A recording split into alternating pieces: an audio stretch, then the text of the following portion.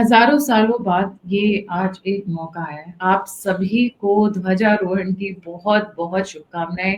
बहुत इमोशनल हो रखे हैं, बहुत इस वक़्त भाव विभोर हो रखी है भारत की जनता, टीवी से चिपके हुए हैं और ऐसा लग रहा है कि जैसे कितने ऋषि-मुनियों ने तप किया, तपस्या की, बलिदान दिया, लोग मारे गए, भून दिए गए, पता नहीं क्या-क्या हुआ इस बीच में।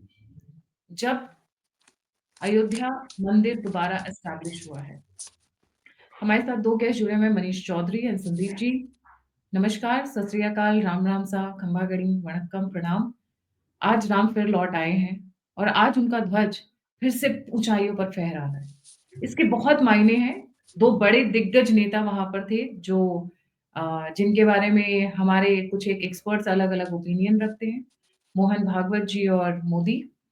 And this is a very emotional moment I but इस इमोशनल मोमेंट से मोदी जी ने जो बड़ी बातें बोल दी हैं ध्वजारोहण के साथ-साथ, ऐसा लग रहा है बिगुल बजा दिया है एक बहुत बड़े बदलाव की तरफ, एक बहुत बड़े चेंज की तरफ। भारत इज़ अनस्टॉपेबल जो कि हमारे कॉन्फ्रेंस की थीम थी last time, yes Bharat is unstoppable and ये यहाँ से शुरू होगा एक अलग फेज़ भारत के चैप्टर में। Will start with Manish. Manish, a very warm welcome on the show, let's get started. जी। थैंक यू गायत्री जी और आपके सभी दर्शकों को भी मेरा प्रणाम और सबको बधाई क्योंकि जब जब राम जन्मभूमि का 2024 में वो जो मंदिर का वहाँ पर उद्घाटन प्राण प्रतिष्ठा हुआ था तो राम पधारे थे। आज वहाँ राम राज्य पधारा है और राम राज्य पधारे इसका मतलब ये है कि जो रघुकुल का जो पताका था, जो हम देखते हैं मूवीज में कि जब लड़ने के लिए जाते थे तो एक सब अपने राज्य का एक ध्वजा लेकर के जाते थे, वो रघुकुल का पताका उस मंदिर के ऊपर वो लगाया जा चुका है और इसका मतलब है कि वहाँ पे राम राज्य, अगर उसका सिग्निफिकेंस देखें तो राम राज्य का पूर्णतया स्थापना का वो एक इंडिकेटर है।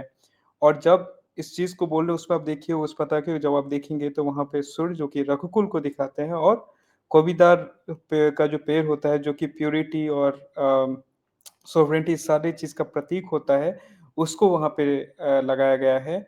और आज से ये वहाँ पे क्लियर है कि यहाँ पर राम राज्य जो है वो पूर्णतया स्थापित, कि राम उस मंदिर का जो अपना सोवरेंटी, उस मंदिर का जो पूरा कंप्लीशन, जो शास्त्रीय परंपरा के हिसाब से जो उसका कंप्लीशन है वो आज हुआ है। दूसरा इंपॉर्टेंट चीज, आज दिन कौन सा है? आज विवाह पंचमी है। ये वही दिवस है जहाँ पे राम और सीता का जो विवाह हुआ था, भगवान राम और माँ सीता का, वो भी आज का ही वो डेट है। और इस पे एक आपको याद होगा कि एक हमारे जो टेम्पररी हिंदू बने थे, टेम्पररी दत्तात्रेय कुल का ब्राह्मण बने थे, उन्होंने कहा था कि सिर्फ राम राम वहाँ सीता कहाँ है? तो उसको तो आंसर उन्हें मिल चुका था कि राम लला का है ये जगह, लेकिन जब भी हम बोलते हैं वहाँ पे जो भी उद्घोष होता है वो श्री राम या सिया राम का होता है। और तीसरा एक इसमें बहुत ही एक डेस्टिनी उसको बोलिए, जो हम लोग ऑफ द रिकॉर्ड बात भी कर रहे थे कि दो लोग जो उस काम को पूरा कर रहे थे आज, ये दोनों अपने युवा अवस्था में संघ में मिले थे। और उसके बाद उन्होंने उस समय सोचा नहीं होगा कि जो हमारे सदियों का जो एक बोलते हैं ना कि कल्पना कि ऐसा कुछ करूंगा, वो इनके हाथों से वहां हो रहा होगा। और कोई नहीं, मोहन भागवत जो संचालक हैं और प्राइम मिनिस्टर मोदी, कि ये दो लोग ये जब अपने युवावस्था में ये जब संघ में मिले होंगे तब इन्होंने सोचा भी नहीं होगा कि जो 5 सेंचुरी से, जो 500 साल से जो हमारा एक काइंड ऑफ उसको बोलते हैं ना कि एक उस समय में बहुत दूर का वो सपना दिखता था कि ऐसा कभी हो सकता है क्या, वो ये पूरा कर रहे होंगे। और जब ये आज हो रहा है, इसका सिग्निफिकेंस, सबसे इंटरेस्टिंग चीज यह है कि वहां से प्राइम मिनिस्टर मोदी का जो भाषण, उन्होंने एक चीज का बहुत ही जोरदार तरीके से उन्होंने घोषणा किया कि अगले 10 साल में, जब 2035 होगा, जब मैकॉले सिस्टम का 200 साल पूरा होगा, बाय 2035 हम इस मैकॉले एजुकेशन सिस्टम जो कि भारतीय और हर एक भारत और हर एक भारतीय के दिमाग में जो ये डाला कि वेस्टर्न जो चीज है वही सही है, तुम जो कर रहे हो सारा गलत है, वो गुलामी की माइंडसेट को उसको खत्म करना है। आई थिंक ये बहुत इंपॉर्टेंट, बहुत ही सिग्निफिकेंट मोमेंट है, क्योंकि देखिए जब हम राम राज्य के यहाँ पे उस ध्वजारोहण वहाँ पे पहुंचाना, उसको वहाँ पर इंस्टॉल करना और उसके साथ ही ये उद्घोषणा, ये जो हमारा कॉलोनियल माइंडसेट जो मुगल माइंडसेट रहा, उसके बाद कॉलोनियल माइंडसेट आया, उसको उसी के साथ उसका भी जो है समापन खत्म कर देना कि अब नहीं रहेगा, इस चीज़ का उद्घोषणा बहुत इम्पोर्टेंट है और बहुत सिग्निफिकेंट है। जी, गायत्री जी। जी, संदीप जी, आपके पहले कमेंट्स। जी। शुभकामनाएं सभी को, बधाई सभी को, और सबसे ज्यादा नमन उन पूर्वजों को जिन्होंने यह सपना देखा और देखते रहे और अपने जीवन में हर दिन इसके लिए कुछ न कुछ करते रहे। कुछ भी किया उन्होंने, कभी भजन गाया हो, कभी किसी गांव में जाके रामलीला की हो, या कहीं पे सिर्फ कीर्तन किया हो, कुछ भी किया हो, या कुछ जो हमारे लोग कार सेवक के रूप में आए, कुछ जिन्होंने प्राण दिए, कुछ जिन्होंने प्राण देने 1990 में गोली खाने के बाद भी, यह जानकारी होने के बाद भी 1992 में फिर लोग आए अपने प्राण हथेली पर रखकर, और जो ढांचा गिराया, उन सबको नमन है, उन सबको ही। अब हम क्या कहें, हम इतने भाग्यशाली हैं कि उन लोगों ने जो पेड़ लगाया था, उसके फल का स्वाद हम लोग ले रहे हैं और हम ये सब देख रहे हैं अपनी आंखों से, जिसको देखने के लिए कई लोग तरस कर रह गए। पर हाँ, यह है कि वह अब ऊपर से देख रहे होंगे तो उनका मतलब एक अलग ही बात है। दूसरा यह कि पूर्वजों ने सपना देखा कि राम मंदिर बनेगा, और इसमें लोग अक्सर कहेंगे कि संघ वहां क्यों है और मोदी जी वहां क्यों है। तो भाजपा वह राजनीतिक शक्ति है जिसके पुरोधा, जिसके चेहरे, जिसका नेतृत्व मोदी जी करते हैं, जिस राजनीतिक सत्ता के आने से ताकत आती है और जिससे आप अपना सारा यह इस प्रकार के कार्य भारत भूमि पर कर पाते हैं, उसके लिए राजनीतिक सत्ता का होना बहुत बहुत बहुत आवश्यक है। साथ में प्रदेश में जो सत्ता है, योगी जी, योगी जी तो खैर मल्टीपल तरीके से इससे जुड़े हुए हैं, और राम जन्मभूमि आंदोलन की ही वजह से गोरखपुर आए, उस आंदोलन से ही उनका जुड़ाव रहा।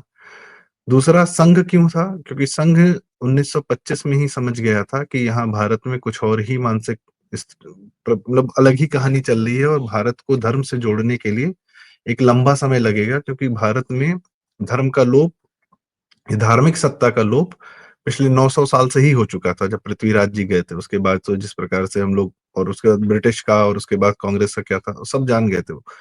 तो उस संघ ने सामाजिक ताकत दी, इसलिए आज वो संघ खड़ा है। उसने ही, उसी से विहिप निकला विश्व हिंदू परिषद, जिसने आंदोलन किया।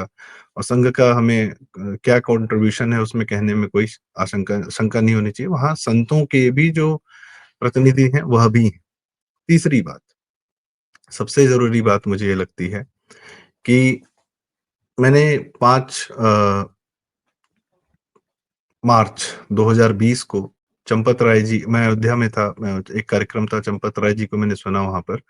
और चंपत राय जी ने ये कहा कि जब वह छोटे थे, जब 77-78 की बात है उस समय की, और महंत वैद्यनाथ जी, जो कि गुरु जी, योगी जी के गुरु रहे, पिता गुरु रहे, वह गांव गांव घूमते थे राम जन्मभूमि आंदोलन में। वह क्या भाषण देते थे, उन्होंने एक बात कही कि जब जब इस बाबरी ढांचे को देखता हूं तो मुझे यह लगता है कि किसी ने मेरे बाप को मारकर उसको, उसकी लाश को टांग दिया और नीचे लाठी लेकर खड़ा है और कह रहा है कि हिम्मत है तो आके अपने बाप की लाश को लेकर जा।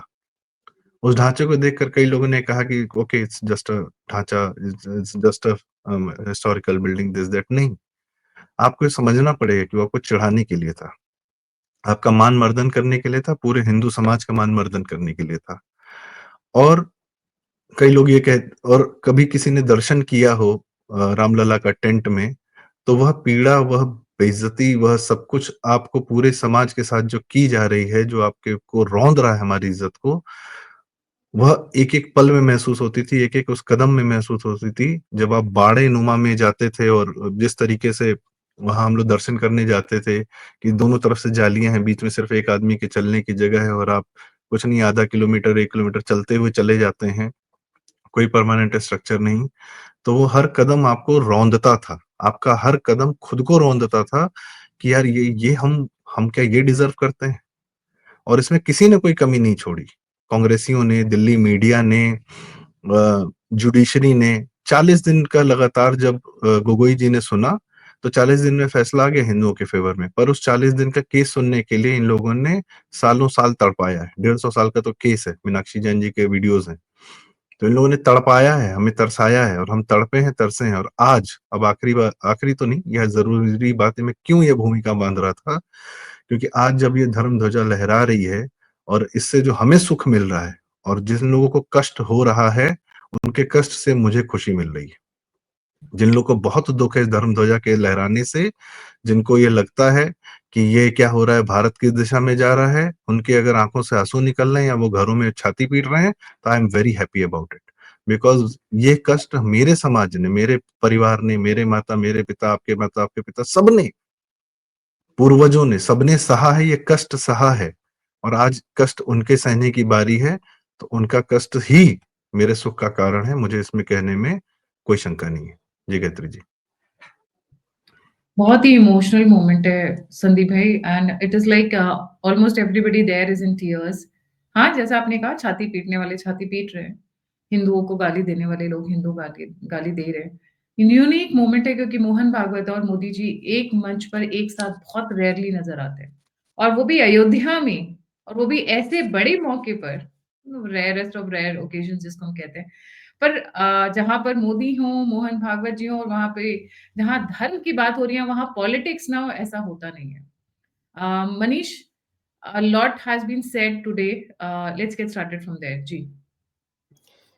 जी गायत्री जी, इसमें मैं उस पॉइंट पे आने से पहले मैं आपको एक चीज़ बताना चाहता हूँ, मेरा पर्सनल एक्सपीरियंस। जब मैं इसी साल 1 महीना पहले मैं अयोध्या गया हुआ था, एंड वहाँ पे जब मैं पहुँचा और मैं पहली बार देख रहा था राम मंदिर बनने के बाद ये, मुझे पहले खुद को ये समझाने में, जब मैं उस अयोध्या धाम के रास्ते से मैं जा रहा था, मैं बार-बार ये क्वेश्चन कर रहा था खुद से कि भारत में राम मंदिर, ये चीज़ होना, ये हमें अचीवमेंट क्यों लग रहा है? ये तो हमारा परंपरा, हमारा ये हिस्ट्री है, रहा है, ये इतिहास रहा अधिकार है। है, अधिकार है। सही। ये इस चीज़ को लाने के लिए why it became such a big thing at the first place. और जैसे संदीप जी ने कहा कि चाहे जुडिशियरी हो, चाहे पहले की सरकार हो, ठीक है, हम बोलते हैं कि हम इतने दिन तक गुलाम रहे, एक्स वाई ज़ी रीज़न, और उसके बाद मीडिया हो, किसी ने इस चीज़ को सोचा ही नहीं कि ये एक प्रॉब्लम है कि वहाँ पर। और संदीप जी ने बहुत ही अच्छा एक एग्ज़ाम्पल दिया कि वो आपको चिढ़ाने के लिए, आपको वो दिखाने के लिए कि आप अभी भी गुलाम हो, आपका अपना कोई अधिकार नहीं है, जो आपके ऊपर थोपा जाएगा वही आपको फ़ॉलो करना है। इस चीज़ का वो जो ढाँचा था, वो सबसे बड़ा एक धरोहर जैसे वो होता है ना, कि सिम्बॉल जैसे छोड़ दिया गया हमारे ऊपर। एंड हमें जागने में समय लगता है, ये इतिहास में दिखता है कि हमें जागने में समय लगता है, लेकिन अभी वो समय है जहाँ पर जागने। और आज जब वो ध्वजा उसको जब वहाँ पहुँचाया जा रहा था ऊपर, अगर आप देखेंगे वहाँ जितने भी लोग प्रेज़ेंट थे, चाहे वो मुख्यमंत्री योगी आदित्यनाथ जी हों, या फिर प्रधानमंत्री हों, या फिर डॉक्टर मोहन भागवत जी हों, और जब मैं इस चीज़ को देख रहा था लाइव, तो वो इतना इमोशनल मोमेंट था कि ये मोमेंट तक पहुँचने के लिए कितने लोगों ने गोलियाँ खाई, मारे गए, कितने लोग क्या-क्या बोला नहीं गया, किस तरीके का मज़ाक नहीं उड़ाया गया।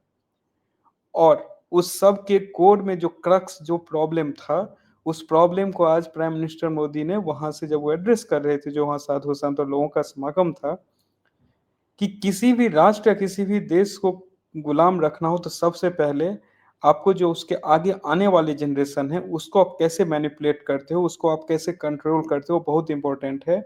और उस चीज़ में जिस चीज़ ने सबसे बड़ा रोल प्ले किया, वो रोल था मैकॉले का लाया हुआ एजुकेशन सिस्टम, जिसमें हमें खुद अपनी भाषा बोलने में शर्म आनी चाहिए, ऐसा सिखाया गया। हमें खुद के अपने ट्रेडिशन को फ़ॉलो करने में शर्म आनी चाहिए, हमें ये सिखाया गया। हमें क्या हमारा खाने का तरीका है, क्या हमारा पहनावा है, वो सारा कुछ गलत है। हम जो पूजा करते हैं, वो पूजा करना गलत है। हमें जो रामायण, महाभारत, जो हमारा इतिहास रहा है, उसको एक मिस्ट्री, कुछ ऐसा स्टोरी, इस टाइप का उसको माइथोलॉजी, माइथोलॉजी बना दी। मिथोलॉजी उसको बना दिया गया। एग्ज़ैक्टली मिथोलॉजी है वो। तो उसको ये बता दिया गया, हमें खुद के जो हमारे धरोहर, जो हमारा इतिहास है, उसी को, वही सही नहीं है। एंड उसको हम इतना मान गए कि एक पूरा वहाँ पे एक वोक कल्चर में, कि ये सारे लोग, मतलब ऐसा हो गया कि जो नास्तिक है, जो इन सब चीज़ों को नहीं मानता है, इन सब का मज़ाक उड़ाता है, वो कूल बन गया। अभी के टर्म में अगर मैं बोलूँ तो।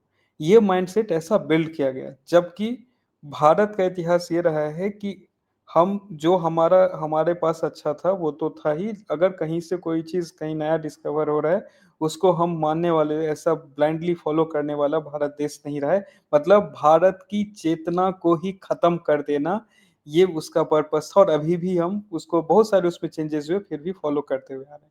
वहाँ पे प्राइम मिनिस्टर मोदी ने सीधा-सीधा उन्होंने एक आह्वान किया, बोला ये सबसे अपील है, अगर आप 2047 में हम विकसित भारत की हम बात करते हैं, तो सबसे पहले उस विकसित भारत में सबसे पहला चीज़ जो हमें करना होगा, वो उस माइंडसेट से हमें बाहर निकलना होगा, जिस माइंडसेट को पिछले 190 सालों से हमारे ऊपर थोपा गया है। और वो है इस एजुकेशन सिस्टम, क्योंकि वो अनएक्सपेक्टेड था जब मैं वो भाषण सुन रहा था कि लॉर्ड मैकॉले एजुकेशन सिस्टम जो है वो इस भाषण का सेंटर पॉइंट हो सकता है।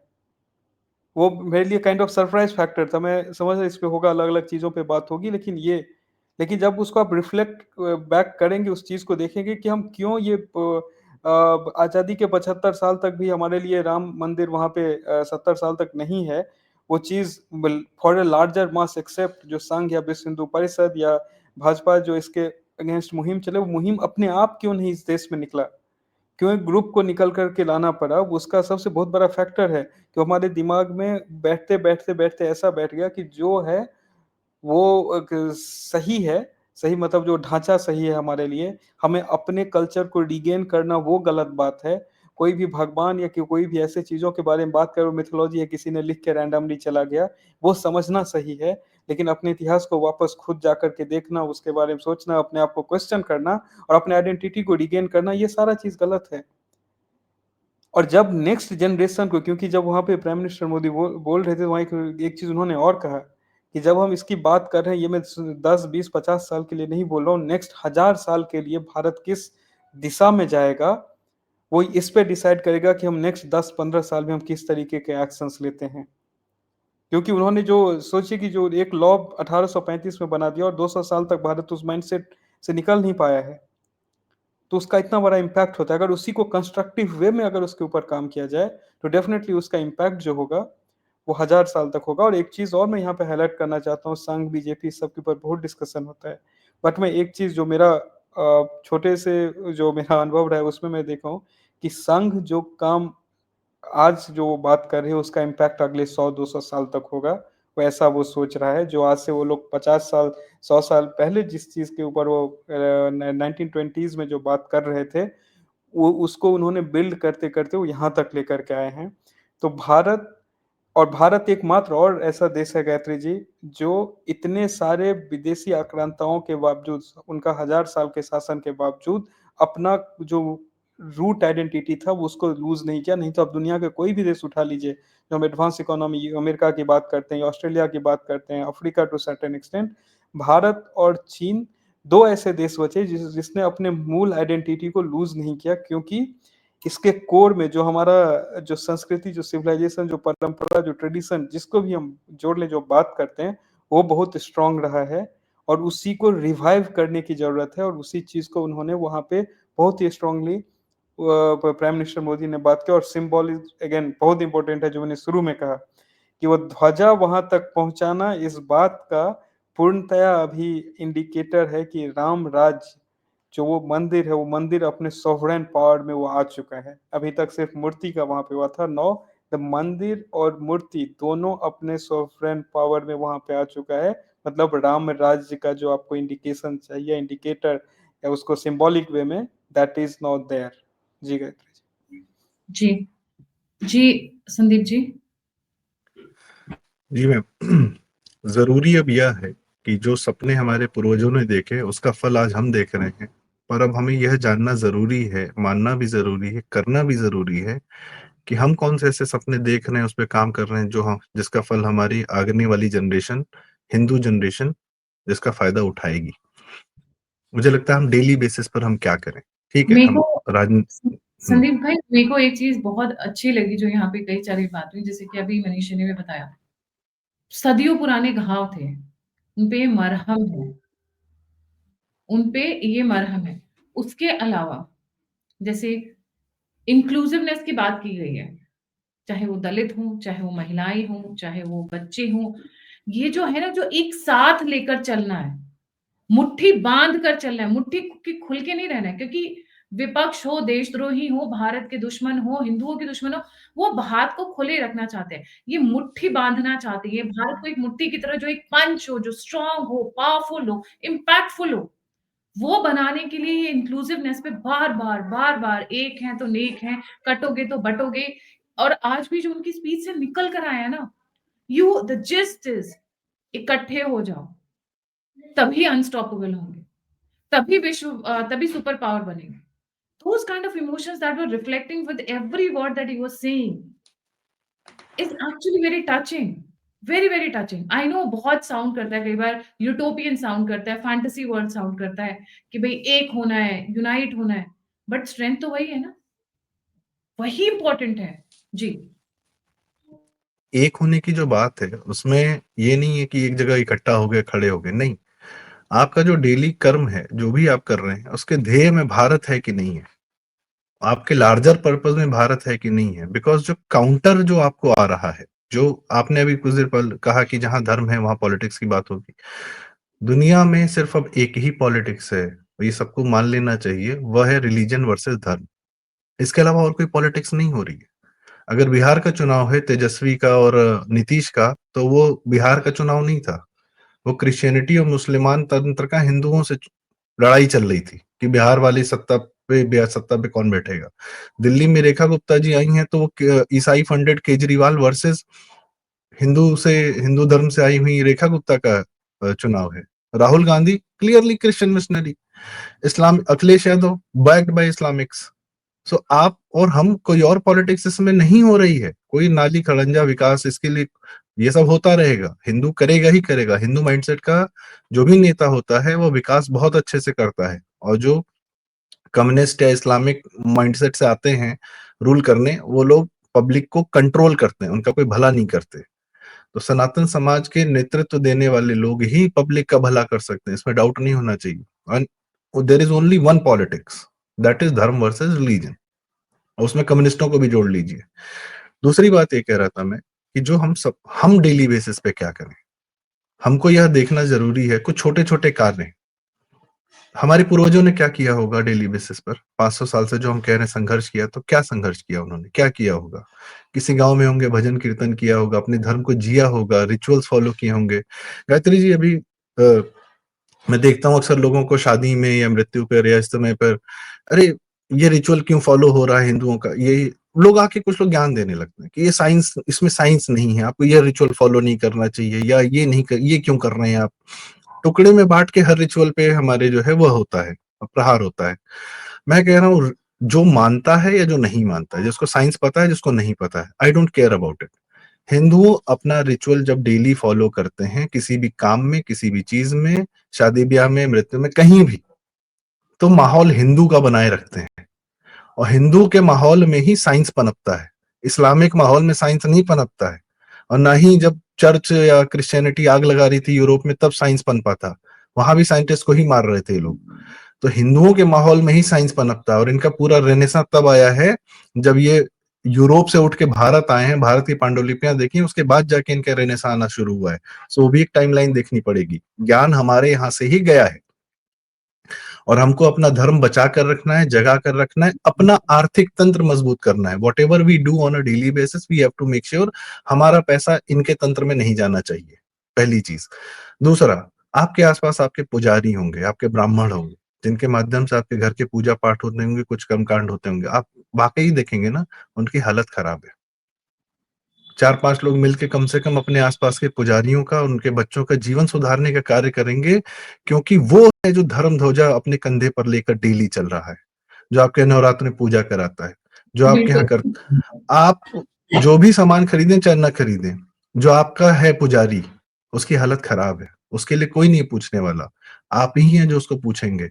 पहले इज्जत होती थी, कई लोग उसका मजाक उड़ाते हैं, जो मजाक उड़ाता है उसको रोकिए कि नहीं, हमारे पुरोहितों का तो मजाक नहीं उड़ा सकते हो। वो मंत्र पढ़ने दो, जो वो कार्य कर रहे हैं चुपचाप करने दो। शादी ब्याह में बहुत नौटंकी होती है, ये सब बंद होना चाहिए। हम डेली बेसिस पर क्या करें, लार्जर पर्पस जो है हमारा, उसमें ये डेली के कार्य भी मायने रखेंगे। मेरे बाबा थे, वो गांव गांव घूम के ना भजन कीर्तन करते थे, उनको बजाना था तो राम जी के बहुत गाने बनाते थे, गाते थे। ये बात मुझे बहुत बाद में पता चली। और मुझे लगता था कि बचपन था, छोटा था, समझ में नहीं आता था। पर समझ में ये बाद में यही आया कि माहौल को हिंदू बनाए रखना है। तो इसी नॉर्थ इंडिया पर तो इन सो कॉल्ड मुगलों ने अत्याचार किया, राज किया ना। इस नॉर्थ इंडिया ये कन्वर्ट क्यों नहीं हो गया? बंगाली क्यों कन्वर्ट हो गए? ये कि नॉर्थ इंडिया क्यों नहीं कन्वर्ट हुआ? ये उत्तर प्रदेश की भूमि, उत्तराखंड की भूमि, हरियाणा की, मध्य प्रदेश की, ये क्यों नहीं कन्वर्ट हो गई? लड़ती रही। हमने पत्थर पूज लिए। जब तुमने मंदिर तोड़े हमारे, हमने पेड़ के नीचे रखा हुआ एक पत्थर पूज लिया, बस वो पत्थर उठा के तुम्हें सर पे नहीं मारते हम उस पत्थर में अपनी आस्था रख देते हैं। आज ये जो मंदिर बना है, पुरातत्व काल, पुराने जो मंदिर जिस प्रकार से बनते थे, उस वो पूरे साइंस को उठाकर वापस से पत्थरों से बनाया गया है। सीमेंट और सरिया नहीं लगाया गया है इसमें। 1000 साल की बात हो रही है। एक एक पत्थर में लाखों लाख हिंदुओं का आस्था रख दिया गया है। अब एक एक पत्थर हिलाने पे 1 लाख हिंदू हिलता है कम से कम। यह तय किया गया है, इसलिए 1000 साल की बात हो रही है। और ये धर्म ध्वजा जो दिख रही है, ये जो मंदिर आज स्थापित किया गया है, यह हम सबको एक बहुत बड़ा संबल दिया गया है। हमारे आने वाली जनरेशन को बहुत बड़ा संबल दिया गया है कि आपकी 6000 साल, 5000, 10,000 साल की सभ्यता आप कंटिन्यू रख सकते हैं, आप फिर कर सकते हैं। This is a book called India wounded civilization. एक इंसान था वीएस नाइपॉल, जिसके पूर्वज बहुत पहले भारत से चले गए। वो वेस्ट इंडीज के आसपास कहीं रहते थे। वह आते हैं, भारत को घायल सभ्यता देखते हैं। आज थोड़ा बहुत मरहम लगा है, पर मैं आज भी घायल हूँ। मेरा भारत आज भी घायल है। बहुत सारे फोड़े, बहुत सारा कोढ़ अभी भी मुझे दिखता है। और बहुत सारे ऐसे ढांचे दिखते हैं जिसको देखकर यही लगता है कि मेरे बाप को मार के किसी ने उसकी लाश को टांग दिया है और मुझसे कह रहा है कि हिम्मत है तो आकर लेकर जा। मथुरा में दिखता है, काशी में दिखता है, लखनऊ में दिखता है, भोजशाला में दिखता है, बहुत जगह दिखता है। अभी भी इनकी भी सफाई आवश्यक है। जी गायत्री। बिल्कुल सही कह रहे हैं आप संदीप जी। थोड़ा-सा पॉलिटिकल उस पर भी आऊँगी यहाँ पर। बहुत लोग बड़ी कवायदें करते थे। चाहे वो मोदी और मोहन भागवत की हो, आरएसएस वर्सेस बीजेपी की हो। आज वो लोग कहाँ मुँह छुपाएँगे? 2024 के इलेक्शन में मैं जानती हूँ राष्ट्रवाद के नाम पर ये अपनी रोटियाँ सेकने वाले कुछ लोग बैठे हुए हैं जो कितना आरएसएस वर्सेस बीजेपी की है। हैं, दोनों में ऐसा नहीं है कि दोनों में एकदम रेप्लिका नहीं है ना। ज़ाइगोटिक ट्विन्स जो एक ही ज़ाइगोट से 2 बच्चे हो जाते हैं, अलग-अलग ज़ाइगोट से बच्चे होते हैं ज़्यादातर। एक ही ज़ाइगोट से जो 2 बच्चे हो जाते हैं, वो भी आइडेंटिकल नहीं होते हैं। How do you expect them to be similar? आज वो कौन से कोने में मुँह छुपाएँगे? ये कुछ लोग ऐसे चंद, जयचंद जो होते तो कांग्रेसी हैं, डायरेक्टर्स उनके कांग्रेसी होते हैं, खाते-पीते कांग्रेसियों के यहाँ हैं, उठते-बैठते देशद्रोहियों के यहाँ हैं। बट क्या होता है? RSS versus BJP, Amit Shah versus Yogi. तो फिर आप मैं इससे ज़्यादा क्या कहूँ कि आज जो ये हुआ है, जो दोनों एक साथ एक मंच पर आए हुए हैं। सी इंस मेरा ये ये मानना है रिप पॉलिटिक्स मैं इसमें एंड सिर्फ एक रिलीजन बात कहूँगा। टू जी। Sides of the same coin. Politics and religion are two sides of the same coin. दोनों को अलग नहीं किया जा सकता है और ना ही होगा क्योंकि जहाँ धर्म होगा, वहाँ राजनीति होगी, ये फैक्ट है। जब तक रिलीजन और मजहब का आप पर आक्रमण होगा, तब तक आपका धर्म ही आपकी राजनीतिक शक्ति रहेगा, रहना चाहिए। वही काउंटर करेगा, वही काउंटर ही करेगा। उनका लार्जर पर्पस है सबको कन्वर्ट कर देना, हमारा पर्पस है हम कन्वर्ट नहीं होंगे। और जिस दिन अब ये बीड़ा उठाने की आवश्यकता आ गई है, तुम हमको कन्वर्ट करने के लिए लगातार लगे पड़े हो, अब तुम्हारा कन्वर्जन होगा। अब हम फैलेंगे और हम अपना प्रचार करेंगे, हम अपना प्रसार करेंगे। हम ऐसे मंदिर 10 जगह बनाएंगे, 100 जगह बनाएंगे। अब सबको हिंदू बनाएंगे। तुम्हारे बहुत आग लगी हुई है सबको मुसलमान बनाने की, ईसाई बनाने की। अब तुम लोग बदलोगे, तुम यूरोप में बदलोगे, तुम हुआ ही अमेरिका में बदलोगे, तुम बदलोगे अब। बांग्लादेश से भागकर आए हुए 3 लाख के आसपास मुसलमानों ने हिंदू नाम रख लिए हैं। यहाँ मैं बहुत सारी ऐसी फैमिलीज़ जानती हूँ नॉर्थ के कई स्टेट्स में, जो ये बताते हैं कि बांग्लादेशी महिलाएँ सिंदूर लगाती हैं, बिंदी लगाती हैं, नाम हाथ पे लिखवा लेती हैं। क्यों? क्योंकि उनको वापस नहीं जाना है। तो जब सब कुछ ही अपना लिया तो धर्म भी चेंज कर लो। ये सिर्फ़ बाहर-बाहर का क्यों चेंज कर रहे हो? मतलब हाथ तक पे नाम गुदवा लेते हैं, कलावा ये पहन लेते हैं। नहीं, इन्होंने एक पाकिस्तान मिला इनको, भारत का सबसे बड़ा उपजाऊ और बिजनेस फ्रेंडली स्टेट मिला, एक पाकिस्तान उधर मिला, एक पाकिस्तान इधर मिला, दोनों उपजाऊ, दोनों बिजनेस फ्रेंडली। ढाका और चटगांव और उधर कराची और पूरा जो है पंजाब का एरिया, क्या किया तुमने? बर्बाद करके रख दिया, बर्बाद कर दिया। सही बात। सिंगापुर हो सकता है, तुम जो है, तुमको जो भूमि मिलेगी तुम उसको सड़ा दोगे, बर्बाद कर दोगे। अब यह एक्सेप्टेबल नहीं है। We will not let it happen. हम अपनी जमीन पर, अपनी भूमि पर खड़े रहेंगे। एक उदाहरण देता हूँ छोटा सा, गोरखपुर के लोग हैं, सन 47 से प्रताड़ित किए गए कि तुम जो है सांसद तुम्हारा जो है मंदिर का नहीं होगा, कोई और होगा। कांग्रेस ने बहुत परेशान किया, यहाँ के local as a CM, as a PM भी परेशान किया, और बाकी सपा और बसपा और सबके लोगों ने परेशान किया। पूरा पूर्वांचल प्रताड़ित रहा, हजारों बच्चे हर साल मरते रहे, कोई पूछने नहीं जाता था, बिजली नहीं आती थी, सड़क नहीं था, कुछ नहीं था। फिर भी वहां के लोगों ने, सिर्फ गोरखपुर के लोगों ने मंदिर में अपनी राजनीतिक सत्ता मंदिर को सौंप दी। और आज उस मंदिर ने हमें क्या दिया है, मुझे कहने की आवश्यकता नहीं। जी। सिर्फ एक जिले के लोगों ने अपना राजनीतिक का जो भी नेतृत्व था वो धर्म को दे दिया, और हमें क्या मिला? पूरे देश को नहीं, पूरे दुनिया को मिलने जा रहा है। तो जी। अपनी जमीन पर खड़े रहें, बचे रहें, और उसके बाद फैलना तो है, क्योंकि हम प्राकृतिक हैं। कोई हमें, प्रकृति से ही हम फैल जाएंगे। और इन लोगों को ये अप्राकृतिक है, इनका सारा सिस्टम ध्वस्त हो रहा है। यूएस का डीडॉलरेशन हो रहा है ना, वो अप्राकृतिक था, इसलिए ध्वस्त होगा। अभी यह सब हमें देखना है, और अभी हमें ऐसे बहुत सारे मंदिर अब आगे बढ़कर बनाने हैं। आप एक छोटा सा इमेज देखिए, मनीष जी ने कहा कि डीकोलोनाइजेशन को कैसे काउंटर करते हैं मोदी। G20 की आप इमेज देखिए, हर आदमी कोट टाई पहना हुआ है, सिर्फ एक आदमी अपने देश का वेशभूषा पहना हुआ है, वह है मिस्टर मोदी। जीते हैं उसको हर जगह जाकर, अब उससे सीखने की आवश्यकता है। अब लोग कहेंगे कि मैं शर्ट पैंट पहना हूं इस समय, पर वैश्विक स्तर पर धीरे धीरे हमको हर चीज में परिवर्तन लाना है। ये मैकॉले वाला और ये जो माइंडसेट है ना, ये धीरे धीरे हमें छोड़ना है, और छूटेगा, यह तय है, यह छूटेगा। जी है। मनीष जी। इसमें देखिए गए मैं सबसे पहले जो इस चीज पे बार बार आता है ना, संघ और बीजेपी को लेकर के, आपके पास ऑप्शन है संघ और बीजेपी पे कमेंट करने का, क्योंकि वहां डिस्कशन और ये चीज का ओपन है। एक पार्टी में ऐसे पार्टी के राष्ट्रीय अध्यक्ष बोल रहे हैं कि मुख्यमंत्री कर्नाटक का कौन बनेगा ये पार्टी हाईकमान तय करेगी, आला कमान है। आप पार्टी के राष्ट्रीय अध्यक्ष है, फिर आला कमान कौन है? तो वहां पे अपॉर्चुनिटी ही नहीं है। यहाँ पर जहां डिबेट होगा, वो भारत वो देश है जहां शंकरादि गुरु शंकराचार्य बिहार में मेरे जहाँ मेरा गृह जिला है उसके बगल में आकर के वो डिबेट करने के लिए आते हैं। ये वो जगह है जहाँ पर डिबेट, वहाँ पे जब शंकराचार्य की जो सिलेक्शन, जो वाराणसी में जो पूरा प्रोसेस होता है वो वैसे होता है।